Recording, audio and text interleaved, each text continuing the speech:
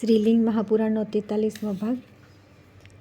કોઈ મહામનીષી બ્રાહ્મણે તપસ્યા કરીને કોઈ રીતે એક પુત્ર પ્રાપ્ત કરી ક્રમાનુસાર તેના બધા સંસ્કાર સંપન્ન કર્યા। યથા સમયે તેના ઉપનયન પછી તે દ્વિજે તેને અધ્યયન કરાવ્યું, પરંતુ તે કંઈ જ બોલી શકતો નહોતો। તેની જીભ કોઈ પણ શબ્દનું ઉચ્ચારણ કરતી નહોતી। તે ઐતરેય નામનો બાળક માત્ર વાસુદેવાય આ મંત્ર નિરંતર બોલતો હતો। આનાથી તે બ્રાહ્મણ બહુ દુઃખી થયો। ત્યારે તેના પિતાએ બીજી સ્ત્રી સાથે વિધાન અનુસાર વિવાહ કરી તેનાથી વિધિપૂર્વક પુત્ર ઉત્પન્ન કર્યો। તે પુત્ર વેદોનો અભ્યાસ કરી સૌના માન્ય તથા સંપત્તિયુક્ત થઈ ગયા। ઐતરેયની તે માતા આથી અત્યંત દુઃખી અને શોકકુળ થઈને તેને કહ્યું કે મારી શોકના પુત્ર સંપન્ન છે તથા વેદ વેદાંગના પારંગત છે। તેઓ બ્રાહ્મણોમાં પૂજિત થઈ પોતાની માતાને આનંદિત કરે છે। એક તમે જ એવા છો જે મુજ અભાગણીને ઉદ્યમહીન પુત્ર ઉત્પન્ન થયા। હવે તો મારું મરી જવું જ શ્રેયકર છે, જીવિત રહેવું એ કોઈ રીતે યોગ્ય નથી। માતા દ્વારા આમ કહેવાથી તે ઐતરેય ત્યાંથી નીકળીને યજ્ઞમંડપમાં ગયો। તેના પહોંચતા ત્યાંના ઉપસ્થિત ઋત્વિજોને મંત્ર યાદ ન આવ્યા। તે ઐતરેયની ઉપસ્થિતિમાં બધા બ્રાહ્મણો મોહિત થઈ ગયા। ત્યારે વસુદેવ આ નામ મંત્રના કીર્તનથી તેના મુખેથી મંત્રમય વાણી નીકળવા લાગી। આ જોઈને તે વિપ્રોએ પ્રણામ કરી યથાવિધિ ઐતરેયનું પૂજન કર્યું। ત્યાર પછી સ્વયં યજ્ઞદેવ ત્યાં ઉપસ્થિત થયા। ત્યારે તે યજ્ઞને પૂર્ણ કરીને તે વિપ્રો દ્વારા તે ઐતરેયને ધન વગેરેથી સન્માનિત કરવામાં આવ્યો। તેણે એકનિષ્ઠ થઈને 6 અંગો સહિત બધા વેદોનું તે વિપ્ર સભામાં કથન કર્યું। ત્યારે પ્રસન્ન થઈને બધા ઋત્વિજ બ્રાહ્મણ વગેરે તથા દ્વિજગણ તેમની સ્તુતિ કરવા લાગ્યા અને બધા ખેચર સિદ્ધ તથા ચારણ તેની ઉપર પુષ્પવૃષ્ટિ કરવા લાગ્યા।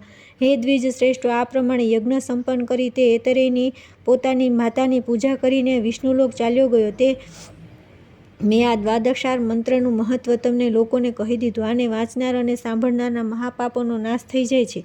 જે મનુષ્ય અવિનાશી દ્વાદશાર મંત્રનો નિત્ય જપ કરે છે તે ભગવાન વિષ્ણુના અનુપમ દિવ્ય તથા પરમપદને પ્રાપ્ત થાય છે। પાપ કરનાર પણ જો આ દ્વાદશાર મંત્ર ઓમ નમો ભગવતે વાસુદેવાયના જપમાં તત્પર રહે છે તો તે પરમપદ પ્રાપ્ત કરે છે, એમાં સંદેહ નથી। તો પછી હે સુવ્રતો, જે લોકો પોતાના ધર્મમાં સ્થિત રહી વાસુદેવ પરાયણ છે તેમની વાત જ શું કરવી। હે મહાત્મા, તે દિવ્ય સ્થાન વિષ્ણુલોક અવશ્ય પ્રાપ્ત કરે છે। ત્યાર પછી આવે છે 8મો અધ્યાય। શિવ મહામંત્રના જપથી બ્રાહ્મણ પુત્ર દુરાચારી ધુંધુમુકનું શિવની કૃપાથી શિવ ગણત્વને પ્રાપ્ત કરવું। સૂતજી બોલ્યા કે હે દ્વિજ શ્રેષ્ઠો, ઓમ નમો નારાયણ આ અષ્ટાક્ષર મંત્ર તથા દ્વાદશાર મંત્ર ઓમ નમો ભગવતે વાસુદેવાય આ પરમાત્માના શ્રેષ્ઠ મંત્ર છે। પરંતુ હે વિપ્રો, ઓમ નમઃ શિવાય આ જે ષડક્ષર મંત્ર છે તે બધા વેદાર્થોનો સારભૂત છે। તે જ પ્રમાણે શિવતરાય તથા મયસ્કરાય આ દિવ્ય તથા મંગળકારક પંચાક્ષર મંત્ર બધા મનોરથોને પ્રાપ્ત કરાવનાર છે। અને તે જ પ્રમાણે પ્રધાન પુરુષ રુદ્રનો નમસ્તે શંકરાય આ સપ્તાક્ષર મંત્ર પણ બધા મનોરથોને સિદ્ધ કરનારો છે। હે દ્વિજ શ્રેષ્ઠો, બ્રહ્મા ભગવાન વિષ્ણુ તથા ઇન્દ્ર સહિત બધા દેવતા શ્રેષ્ઠ દ્વિજો તથા મુનિઓ આ મંત્રથી તે શંકર દેવ દેવેશ મયસ્કર તથા અજોદ્ભવ શિવનું યજન કરે છે અને તે જ શિવને શંકર રુદ્ર દેવ દેવ તથા ઉમાપતિ કહે છે। નમઃ શિવાય, નમસ્તે શંકરાય, મયસ્કરાય, રુદ્રાય, શિવતરાય આ મંત્રોના જપ કરી વિપ્ર બ્રહ્મહત્યા વગેરે મહાપાતકોથી ક્ષણવારમાં મુક્ત થઈ જાય છે।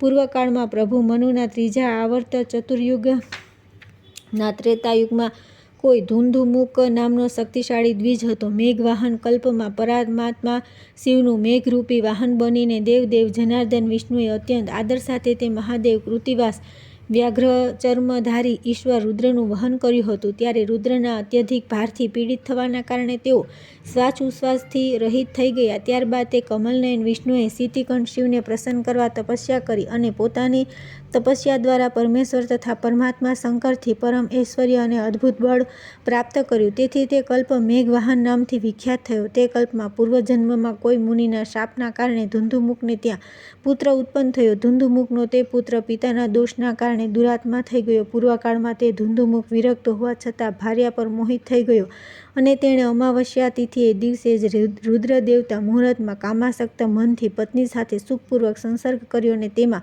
ગર્ભ સ્થાપિત કરી દીધો। ત્યાર પછી હે મુનિ શ્રેષ્ઠો, વિશલ્યા નામક તે મુનિપત્નીએ શનિની દ્રષ્ટિવાળા ભયંકર મુહૂર્તમાં અત્યંત કષ્ટપૂર્વક એક પુત્રને જન્મ આપ્યો। માતા પિતા અને પોતાને માટે અરિષ્ટકારી થઈને તેણે જન્મ લીધો હતો। હે વિપ્રો, મિત્ર અને વરુણ નામના શ્રેષ્ઠ મુનિઓએ તે ધુંધુમુકને કહ્યું કે આ દુષ્પુત્ર છે, પરંતુ વસિષ્ઠે તેને કહ્યું કે તમારો આ પુત્ર નીચ તથા દુર્બુદ્ધિ હોવા છતાં પણ બૃહસ્પતિના પ્રભાવથી પાપમુક્ત થઈ જશે। હે દ્વિજ શ્રેષ્ઠો, આવી દશાવાળા પુત્રને જોઈને તે ધુંધુમુક બહુ દુઃખી થયો। તેણે વિધિપૂર્વક તેના જાતકર્મ વગેરે સંસ્કાર કરી સ્વયં તેને સારી રીતે ભણાવ્યો. તે ધુંધુમુખના પુત્રે સારી રીતે અધ્યાપન કર્યું. ત્યાંથી જઈને તે ગુરુ સેવામાં જોડાઈ ગયો. હે દ્વિજ શ્રેષ્ઠો, આ જ પૂર્વોક્ત દોષના કારણે તે ધુંધુમુખ પુત્ર કોઈ શૂદ્રાને જોઈ મદોન્મત્ત થઈને પોતાની પત્નીની જેમ તેની સાથે દિવસ રાત ભોગ કરીને પડ્યો રહેતો હતો. તે દ્વિજોત્તમ તથા દુર્બુદ્ધિ પોતાની પરમ ધર્મગતિનો ત્યાગ કરીને તેની સાથે શૈયા પર સ્થિત થઈને દુરાચારમાં રત રહેતો હતો. તે કામોદ્દીપ માટે તેની સાથે મદિરા પણ પીતો હતો. હે દ્વિજ શ્રેષ્ઠો, કોઈ કારણે તે શૂદ્રા સાથે તેનો વિરોધ થઈ ગયો અને તે પાપીએ તે અભદ્ર શૂદ્રાને મારી નાખી. ત્યારે તેના ભાઈઓએ તે ધુંધુમુખના પિતાને મારી નાખ્યો. આ જ પ્રમાણે તેમણે તે દુર્બુદ્ધિની માતા સુંદર પત્ની તથા તેની પત્નીના ભાઈઓનો પણ વધ કરી નાખ્યો. હે સુરતો, આ પ્રમાણે ક્ષરમાં તેનું કુળ વિનષ્ટ થઈ ગયું અને તે શૂદ્રાનું સંપૂર્ણ કુળ પણ રાજા દ્વારા મારી નાખવામાં આવ્યું. ત્યાર પછી જે કોઈ રીતે ત્યાંથી નીકળીને તે ધૌમુક પૂર્વકાળમાં મહેશ્વર મહાદેવથી પાશુપાત વ્રત પ્રાપ્ત કરી રુદ્ર જપમાં તત્પર મુનિશ્રેષ્ઠ બૃહસ્પતિને તથા પ્રારબ્ધવશ આવીને તેમની પાસેથી સર્વશ્રેષ્ઠ પંચાક્ષર તથા ષડક્ષર મંત્ર ગ્રહણ કરી અને પછી તે પંચાક્ષર તથા ષડક્ષર મંત્રને અલગ અલગ 1,00,000 વાર જપીને અને આ પ્રમાણે દિવ્ય દ્વાદશ માસિક વ્રત વિધિપૂર્વક કરીને અંતમાં આયુ સમાપ્ત થતાં મૃત્યુને પ્રાપ્ત થયું. યમલોકમાં યમરાજા દ્વારા તેનું બહુ સન્માન થયું.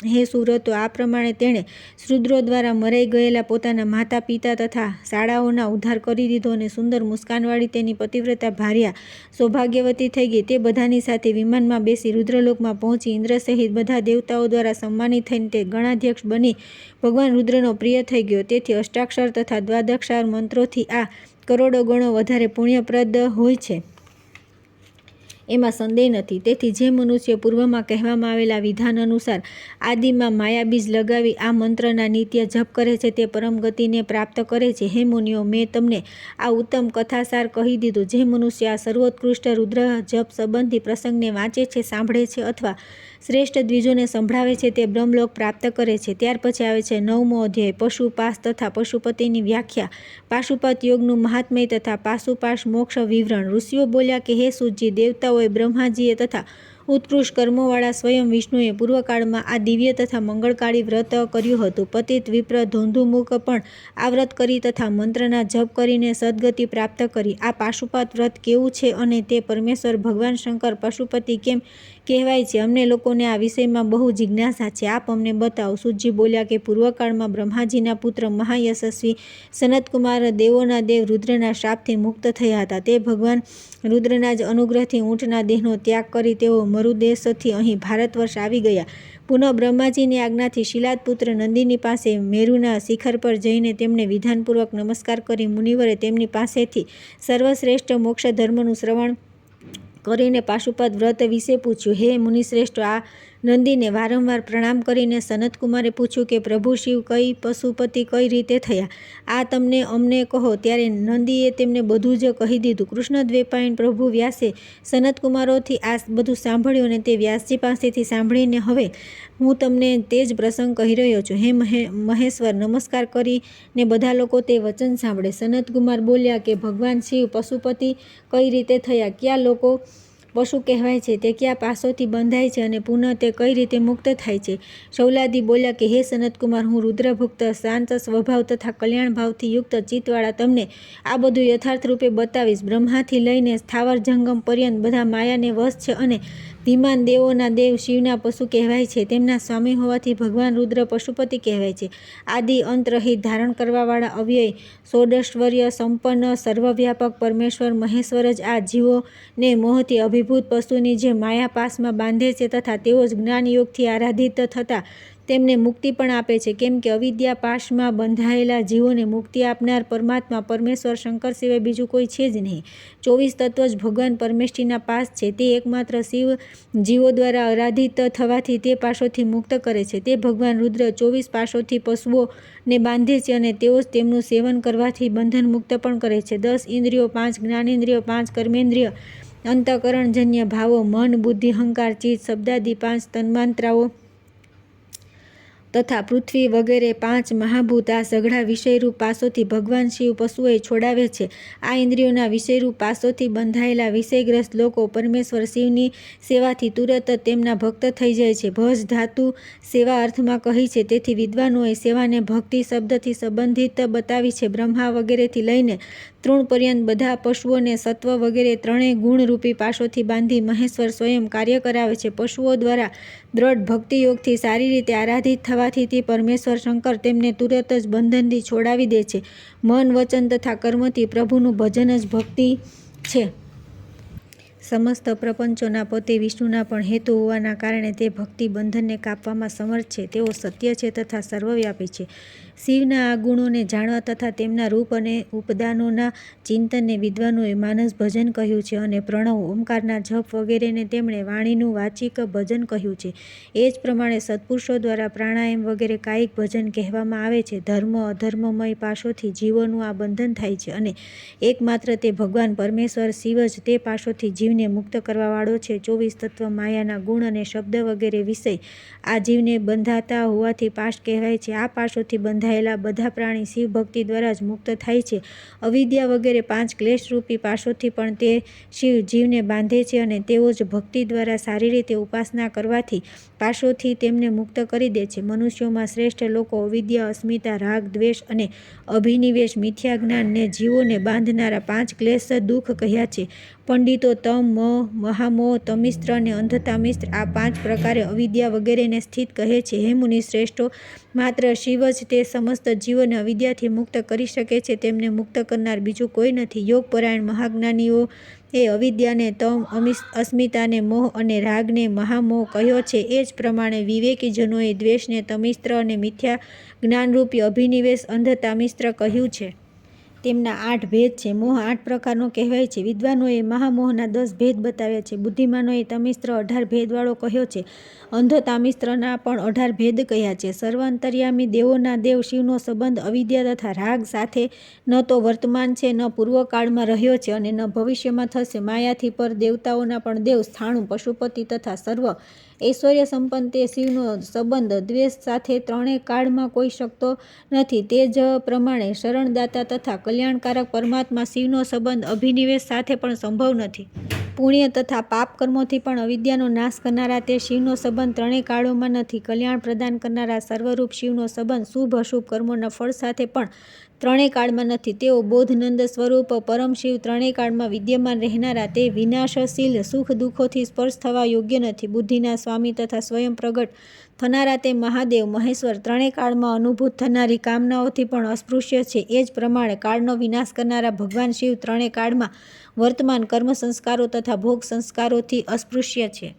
તે પરમેશ્વર ભગવાન મહાદેવ સંપૂર્ણ જીવોથી શ્રેષ્ઠ છે અને જળ ચેતનરૂપ સંપૂર્ણ સૃષ્ટિ પ્રપંચથી પર છે. જેમ સંસારમાં જ્ઞાન અને ઐશ્વર્યને અત્યંત શ્રેષ્ઠ રૂપોમાં જોવામાં આવે છે, તે જ પ્રમાણે અતિશય કલ્યાણરૂપ હોવાથી જ મનુષ્યોએ મહાદેવને શિવ કહ્યા છે. પ્રત્યેક સર્ગમાં ઉત્પન્ન થનારા તથા સમયની સીમામાં બંધાયેલા બધા બ્રહ્માઓને સંપૂર્ણ શાસ્ત્રોનો આરંભમાં ઉપદેશ કરનારા તે શિવ જ છે. કાળની સીમાથી રહિત તે સર્વેશ્વર શિવ કાલ અવચ્છેદથી યુક્ત બધા ગુરુઓના પણ ગુરુ છે. દેહમાં વિદ્યમાન જીવ તથા ઈશ્વરનો આ સેવક તથા સેવ્યનો સંબંધ અનાદિ છે. સ્વભાવથી અત્યંત નિર્મળ તથા વિશ્વરૂપ તે શિવ માયા સંબંધથી રહિત છે. નિત્યાનંદ સ્વરૂપ હોવાના કારણે પોતાના પ્રયોજનના અભાવમાં પણ તે પરમેશ્વર શિવ જીવ પ્રત્યે સમસ્ત કાર્યોના પ્રયોજનરૂપ અનુગ્રહ છે. પ્રણવ તે પરમાત્મા શિવનો વાચક છે. આ પ્રણવ શિવ, રુદ્ર વગેરે શબ્દોમાં શ્રેષ્ઠ કહેવામાં આવ્યો છે. શિવના વાચક પ્રણવ જપથી તથા તેની ભાવનાથી જે સિદ્ધ થાય છે તે અન્ય મંત્રોના જપથી પ્રાપ્ત થતી નથી, એમાં સંદેહ નથી. દેવોના દેવ આદિત્યરૂપી શિવે યાજ્ઞવલ્ક્યની તપસ્યાથી પ્રસન્ન થઈ દરેકની અનુકંપાથી જ્ઞાનતત્વરૂપ શ્રેષ્ઠ પાશુપત યોગનો ઉપદેશ તેમને આપ્યો હતો. ત્યાર પછી યાજ્ઞવલ્ક્યે ગાર્ગીને કહ્યું કે હે ગાર્ગી, અયોગી લોકો નાશરહિત જે શિવ તત્વ છે તેને વિરાટ રૂપ, અનંત તથા અત્યંત આશ્ચર્યજનક બતાવે છે, પરંતુ યોગીઓ તેને અદીર્ઘ, અલોહિત, મસ્તકવિહીન, કદી અસ્ત ન થનાર તેથી નિત્યાનંદ સ્વરૂપ, સ્પર્શ શૂન્ય, અગંધ, અરસ, રસવિહીન, અક્ષશુષ, નેત્રવિહીન, અશ્રોત, કાનવિહીન, મન તથા વાણીથી પર, અતેશ્ચક, અદાહક, અપ્રમાણ, સુખકારી, નામ ગોત્ર વિહીન, મૃત્યુરહિત, જરાશૂન્ય, અનામય, રોગરહિત, અમૃત, મોક્ષરૂપ, ઓમકાર શબ્દથી પ્રતિપાદ્ય સુધારૂપ અનાચ્છાદિત પૂર્વભાગથી શૂન્ય, પ્રતિપાદ્ય સુધારૂપ અનાચ્છાદિત પૂર્વભાગથી શૂન્ય, અપરાભાગ શૂન્ય તથા અંતરહિત કહે છે. તે બ્રહ્મ બધું જ ખાય છે અને તે બ્રહ્મ કશું જ ખાતું નથી. આ ઉત્તમ પાશુપત યોગમાં જે મનુષ્ય અભિરુચિ થાય છે તે આ શ્રેષ્ઠ પાશુપત યોગને જાણીને અંતકાળમાં પરમેશ્વરમાં વિલીન થઈ જાય છે. ઓમકાર સ્વરૂપ દીપકને પ્રજ્વલિત કરીને વાયુથી પણ તેજ ગતિવાળા તથા ઇન્દ્રિયોના સ્વામી મનને સારી રીતે નિયંત્રિત કરીને અંતર્યામી સૂક્ષ્મ તથા સૌના આદિ સ્વરૂપ તે પરમાત્માને શોધો. તમે વાકઝાળોમાં પડીને શા માટે વૃથા વિવાદ કરો છો? ભય તો જરા પણ દેખાતો નથી. તેથી તમે પોતાના જ દેહમાં વિદ્યમાન શંભુને જુઓ. અંધકારમય શાસ્ત્રઝાળમાં શા માટે ભટકી રહ્યા છો? આ પ્રમાણે મુમુક્ષુઓએ તે શિવજી દ્વારા મુનિઓને કહેલા ઉપદેશ પર વિદ્વાનોની સાથે સારી રીતે વિચાર કરી આનંદરૂપ આત્મ સ્વરૂપને પંચકોશથી પર કરીને અભયરૂપી મોક્ષ પ્રાપ્ત કરે. ત્યાર પછી આવે છે 10મો અધ્યાય. ઉમાપતિ શિવના મહાત્મ્યનું વર્ણન તથા શિવના આદેશથી સૃષ્ટિપાલન વગેરે બધા કાર્યોનું સંચાલન. સનતકુમાર બોલ્યા કે હે શિવભક્ત, હે મહાપ્રાજ્ઞ, હે ભગવાન, હે નંદિકેશ્વર, તમે ઉમાપતિ શિવજીના મહિમાનું ફરી વર્ણન કરો. શૈલાદિ બોલ્યા કે હે સનતકુમાર, હું પરમેશથી ભગવાન મહેશ્વરનો સંપૂર્ણ મહિમા તમને સંક્ષેપમાં કહીશ. આ શિવજીને પ્રકૃતિનું બંધન તથા બુદ્ધિનું બંધન કદી થયું નથી. એ જ પ્રમાણે અહંકાર બંધન તથા મનોબંધન કદી થયું નથી. તેમને ન તો ચિત્તનું બંધન થયું અને ન તો સ્રોતનું બંધન થયું. તેમને ત્વચા અને નેત્રનું બંધન પણ કદી થયું નથી. હે સુવ્રત, તે શિવને જીહવા, ઘ્રાણ, પાદ, હાથ, વાણી, જનેન્દ્રિય અને શબ્દ વગેરે 5 ગુણોનું પણ કોઈ બંધન થયું નથી. તત્વવેતા મુનિઓએ નિત્ય શુદ્ધ સ્વભાવના કારણ તે શિવને નૈસર્ગિક રૂપે નિત્ય બુદ્ધ તથા નિત્ય મુક્ત કહ્યા છે. આદિ, મધ્ય તથા અંતથી રહિત પરમેષ્ઠી પુરુષ રૂપ શિવની આજ્ઞાથી પ્રકૃતિ બુદ્ધિને ઉત્પન્ન કરે છે અને પુનઃ તે જ શિવના આદેશથી આ પ્રકૃતિની બુદ્ધિ અહંકારને ઉત્પન્ન કરે છે. અંતર્યામી દેહમાં સ્થિત રહેનારા પ્રસિદ્ધ સ્વયંભૂ પરમેષ્ઠી શિવના આદેશથી અહંકાર 10 ઇન્દ્રિયો, મન તથા શબ્દ વગેરે તન્માંત્રાઓને ઉત્પન્ન કરે છે. તે જ ધીમાન પ્રભુ મહાદેવના આદેશથી આ તન્માંત્રાઓ આકાશ વગેરે મહાભૂતોને ઉત્પન્ન કરે છે. ત્યાર પછી શિવની આજ્ઞાથી આ બધા મહાભૂત બ્રહ્માથી લઈ તૃણ પર્યંત દેહધારીઓના દેહને ઉત્પન્ન કરે છે. તે જ સર્વવ્યાપી શિવની આજ્ઞાથી બુદ્ધિ સમસ્ત અર્થોનો નિશ્ચય કરે છે. દેહોમાં અંતર્યામી રૂપથી પ્રસિદ્ધ સ્વયંભૂ શિવનું ઐશ્વર્ય સ્વભાવ સિદ્ધ છે અને તેમની વિભૂતિઓ પણ સ્વભાવથી જ છે. તે શિવની આજ્ઞાથી અહંકાર સર્વ અર્થોનું સ્વાધ્યાયીકરણ કરે છે. ચિત્ત સ્મરણ કરાવે છે અને મન સંકલ્પ કરે છે. કાન તેમની જ શક્તિથી શ્રવણ કરે છે. તે જ પરમેષ્ઠી પ્રભુ શંભુની આજ્ઞા બળથી જ શબ્દ, સ્પર્શ વગેરે જે પણ છે તે પોતાના વિષયોમાં વ્યવહાર કરે છે. તે જ ભગવાન શિવના આદેશથી બધા દેહધારીઓની વાણી બોલવાનું કામ કરે છે. તે ગ્રહણ વગેરેનું કાર્ય કદી કરતી નથી. તે શિવના બનાવેલા નિયમથી જ બધા પ્રાણીઓના હાથ ગ્રહણનું કામ કરે છે. તે ચાલવા ફરવાનું કામ કરી શકતા નથી. શિવના આદેશથી બધા પ્રાણીઓના પગ ચાલવાનું કામ કરે છે. તે સિવાય બીજું કોઈ કાર્ય તે કરી શકતા નથી. તે પરમેશ્વરના આદેશથી બધા પ્રાણી સમુદાય, બધી કર્મેન્દ્રિયો પોતપોતાનું કાર્ય કરે છે. તે જ પરમેશ્વરના આદેશથી આકાશ બધા પ્રાણીઓને અવકાશ પ્રદાન કરે છે. તે જ શિવના નિર્દેશથી પોતાના પ્રાણ વગેરે ભેદોથી પ્રભંજન પ્રાણીઓના શરીરને ધારણ કરે છે. 7 સ્કંધોવાળા મરુત તે જ દેવોના દેવ નિર્દેશ પર પોતાના આવહ વગેરે ભેદો વડે સ્થિત થઈને લોકયાત્રા કરે છે. તે જ વાયુ પરમ પ્રભુ શિવની આજ્ઞાથી નાગ વગેરે 5 ભેદોથી શરીરમાં વિદ્યમાન રહે છે. શંકરની આજ્ઞાથી જ અગ્નિ દેવતાઓના માટે હવ્ય તથા પિતરોને માટે કવ્યનું વહન કરે છે અને ભોજનને પરિપક્વ કરે છે. ઉદરમાં સ્થિત અગ્નિ તે વિશ્વેશ્વરના જ આદેશથી પ્રાણીઓ દ્વારા ગ્રહણ કરવામાં આવેલા બધા આહારને પચાવે છે. જળ તેમની આજ્ઞાથી બધા પ્રાણીઓને જીવન પ્રદાન કરે છે. તેમની શ્રેષ્ઠ આજ્ઞા બધાના માટે ઉથાપી શકાય એવી નથી. પૃથ્વી તેમની આજ્ઞાથી ચરાચર જીવોને ધારણ કરે છે અને તે જ દેવ શિવની આજ્ઞાથી ઇન્દ્ર પણ બધા પ્રાણીઓનું પાલન કરે છે. યમરાજ પણ તે જ શિવની આજ્ઞાથી જીવિત પ્રાણીઓને વ્યાધિઓથી તથા મૃત જીવોને સેંકડો પ્રકારની યાતનાઓ આપે છે. ત્રણેય લોકમાં નિરંતર વિદ્યમાન રહીને ભગવાન વિષ્ણુ તે જ શિવની બધા લોકોની ઉલ્લંઘન ન થઈ શકે તેવી આજ્ઞા દ્વારા દેવતાઓની રક્ષા કરે છે અને અસુરોનો સંહાર કરે છે.